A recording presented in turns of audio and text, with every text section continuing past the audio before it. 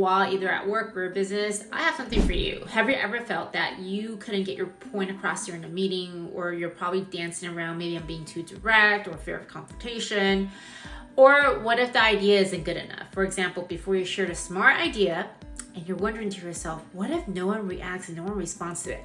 Then someone else says the exact same thing 2 minutes later and they get praised. This happened to my client, a senior manager, deeply respected by her team, great execution skills. She get things done. Yet when it came down to leadership promotions, she was passed over and again and again.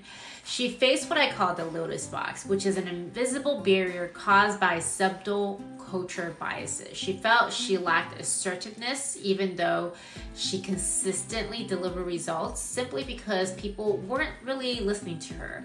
She tried to speak up more, yet when she did, people saw her as too direct. She was always praised privately, but rarely recognized publicly. So here's some facts.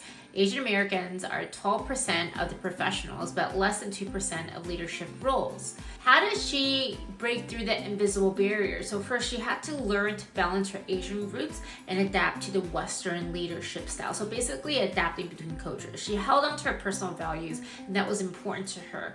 And that became her non-negotiable. She focused on her vision and goals and spoke her values out and consistently worked on adding value to the company, and she became irreplaceable. So she tied everything to her personal why. She built a strong circle at work who amplified her voice when it mattered the most.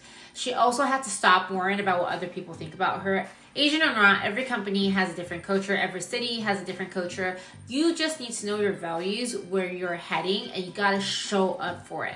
And be flexible and adapt to it. So if you're hitting the cultural barrier, you don't have to sacrifice your identity to succeed. Share this video and share there's more than one way to lead authenticity.